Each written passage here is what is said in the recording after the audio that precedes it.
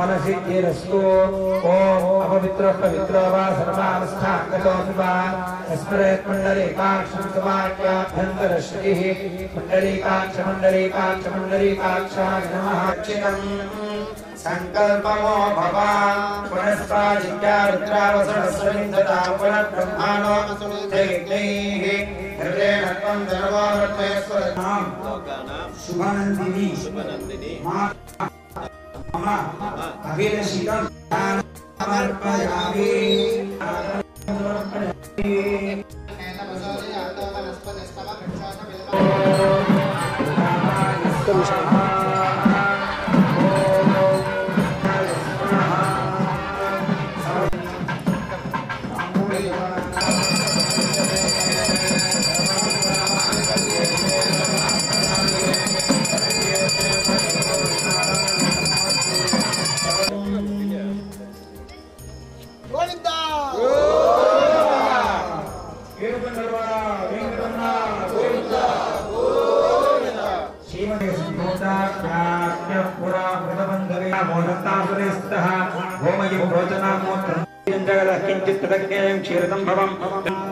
अंगेषु तिष्ठन्षा यस्मात् तस्मात् अतः पूजां जगरिष्ये छत्रमाच्छादयामि चामराभ्यां वेदयामि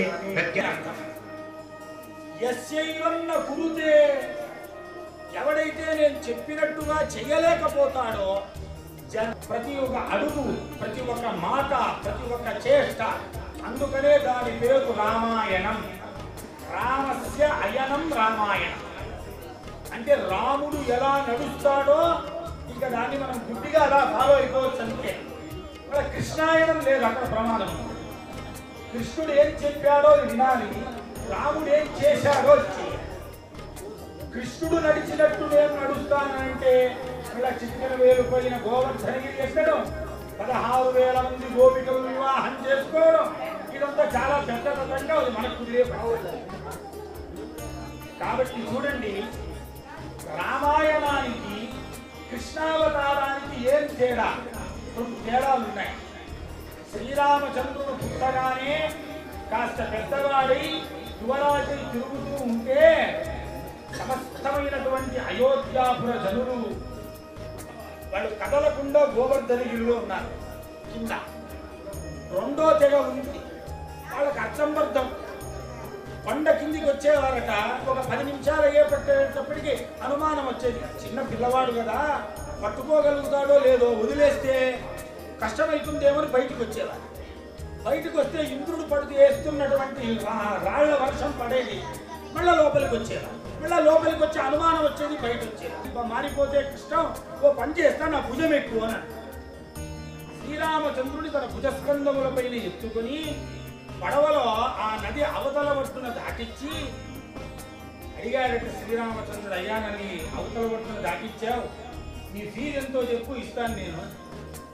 ఇక్కడ అతను అడిగాడట, అయ్యా నేను ఏదో ఈ చిన్న పిల్లకాలు దాటిచ్చాను, నన్ను నువ్వు ఈ సంసారం అనేటువంటి సముద్రాన్ని దాటించు, అదే నువ్వు నాకు ఇచ్చినటువంటి అభిప్రాయం. ఆ అడిగిన వాడే గురువు.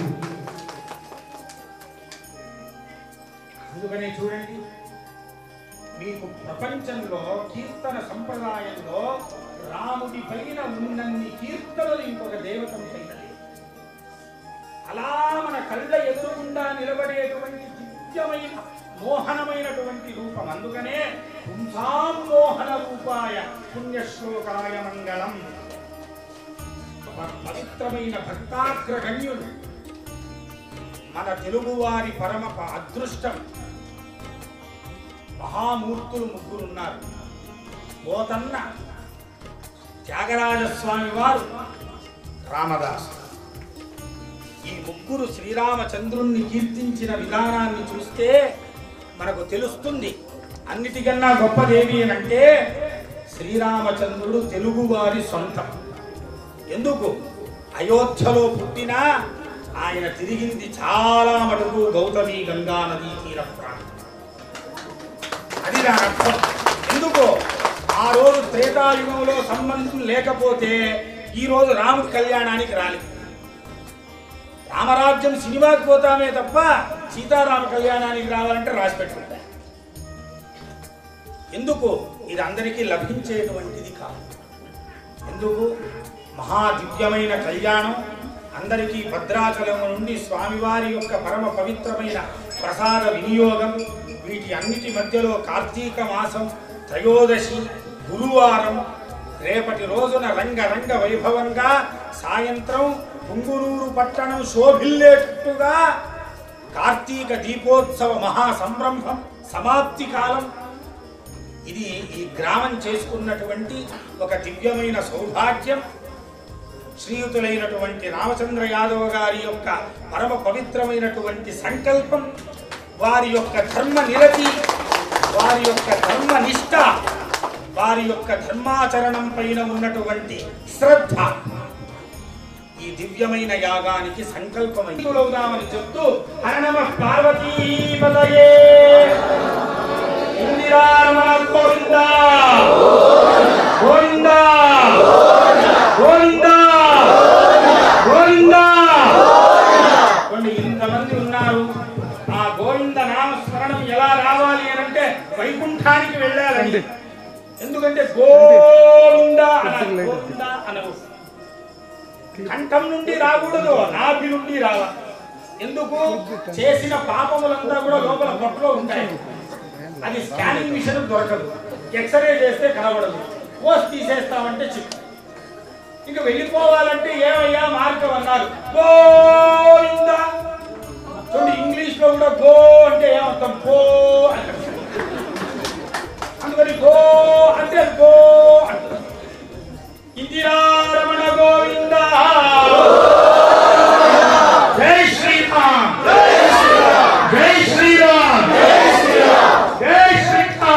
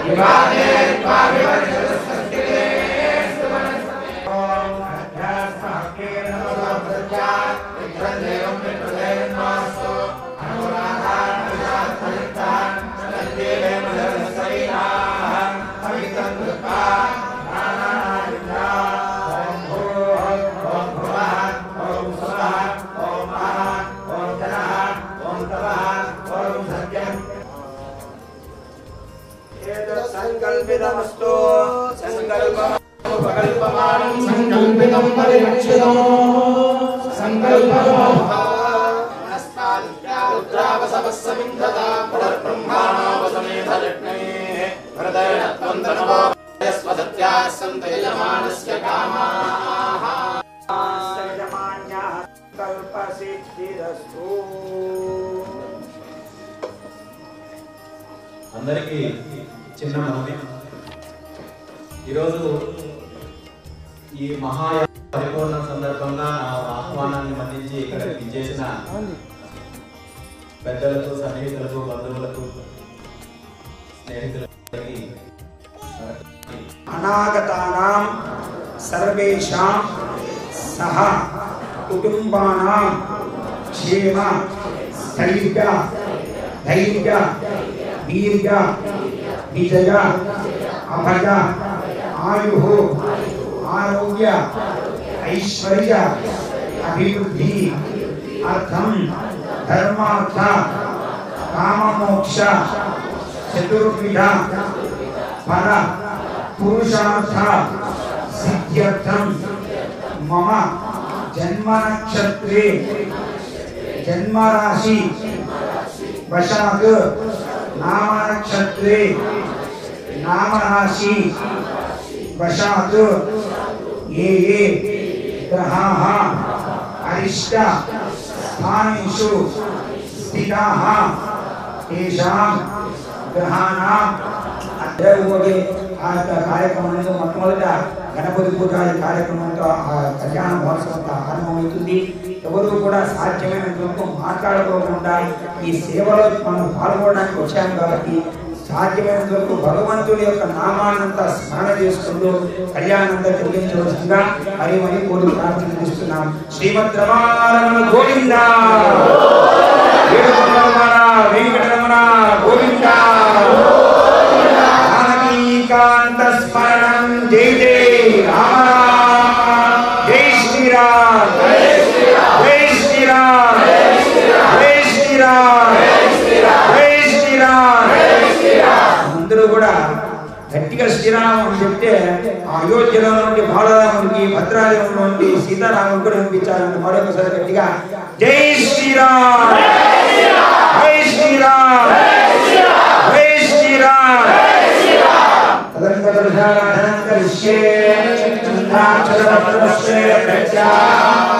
ఈశ్వరేవం సర్వభూతానాం తామిహోపస్మరేశ్వరం శ్రీ మహాగణాధిపతయే నమః. దివ్యశ్రీ చందనం సమర్పయామి ఆయనే పరాజనే దూర్వారోంతుష్ట్రీ పదాష్టం దైకాని సముద్రస్య గృహాజినే శ్రీ మహాగణాధిపతయే నమః. अलंकरणार्थरक्षकान् समर्पयामि सचित्रचित्रं चिदयन् नमस्ते चन्द्रक्षत्रविक्रमणं वजोधा चन्द्रं दयं पुरवेणो ग्रहन्तं चन्द्रचन्द्रागर्भणदेजस्था श्रीमहागणाधिपतये नमः. हरिद्राजकुङ्कुमसिन्धूरान् समर्पयामि पुष्पावने प्रसोवने फलैरफलामता अश्वाय वसिन्वरे वेदधर्मारयिष्णवः श्रीमहागणाधिपतये नमः. पुष्पमालिकान् समर्पयामि कान्तात् करोहन्ये वरजपरि देवानादोर्भे प्रदर्शहस्ते सधेतः श्रीमहागणाधिपतये नमः. दूर्वाणि पूजयामि ॐ सुमुखाय नमः ॐ केतदन्ताय नमः ॐ कपिलाय नमः ॐ गजगणनाय नमः ॐ लम्बोदराय नमः ॐ विमलाय नमः ॐ विघ्नराजाय नमः ॐ गणाधिपाय नमः ॐ धूमकेतवे नमः ॐ गणाध्यक्षाय नमः ॐ भालचन्द्राय नमः ॐ Prasad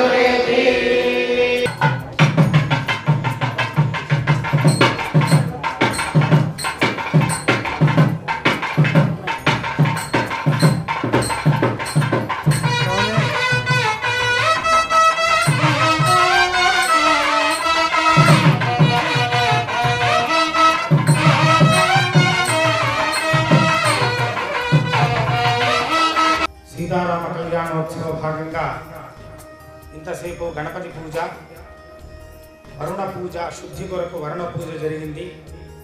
ఇప్పుడు నవరత్న ఖచ్చితమైన దివ్య సింహాసనాలంకృతులైన సపరివార సమేత శ్రీ సీతారామచంద్ర స్వామి వారిని ఈ యొక్క కళ్యాణోత్సవాన్ని పురస్కరించుకొని విజయం చేసినటువంటి మూర్తులయందు ఆవాహన చేసి పీఠ పూజ చేసి కళ్యాణ తంతువు జరుగుతుంది. పరమాత్ముడికి ప్రతిరోజు కళ్యాణం చేస్తూ ఉంటారు. ఎన్ని పెళ్ళిళ్ళని చేసుకుంటారు రోజు? అదేదో మనకన్నా జరిగింటే బాగుండేది. ప్రతిరోజు గిఫ్ట్లు వచ్చేవి. అలా అయితే అన్ని వివాహాలు చేసుకోదగినటువంటి సామర్థ్యం కలిగిన వాడు పరమాత్ముడని దాని అర్థం. స్వామివారికి చేసేటప్పుడు వివాహం అనరు, కళ్యాణం అంటారు. మనం మానవులను చేసుకుంటే కళ్యాణం అనకూడదు, వివాహం అనాలి. నేను కళ్యాణం చేసుకుంటాను కదా, మనం చేసుకుంటే వివాహం. దేవతలకు చేస్తే కళ్యాణం. కళ్యాణం అంటే మంగళం. ఆ పరమాత్ముని యొక్క దివ్యమైనటువంటి కళ్యాణ మహోత్సవ ఘట్టాన్ని ఈ కనులారా చూసి, పవిత్రమైన మంత్రాల్ని చెవులారా విని, ఆ దివ్యమైనటువంటి తంతువుని వీక్షించి ఆ స్వామివారి యొక్క అనుగ్రహాన్ని మనం పొందడం అని దాని అర్థం. కాబట్టి ఈ వేడుక కొరకే స్వామివారికి ప్రతినిత్యం నిత్య కళ్యాణం పచ్చ తోరణంతో వెలుగొందుతూ ఉంటాడు స్వామివారు. కాబట్టి ఇప్పటి వరకు పుణ్యాహవాచనం జరిగింది. ఇప్పుడు స్వామివారిని విగ్రహముల్లో ఆహ్వానము చేసి ఆవాహన చేసి కళ్యాణోత్సవం ప్రారంభం జరిగింది.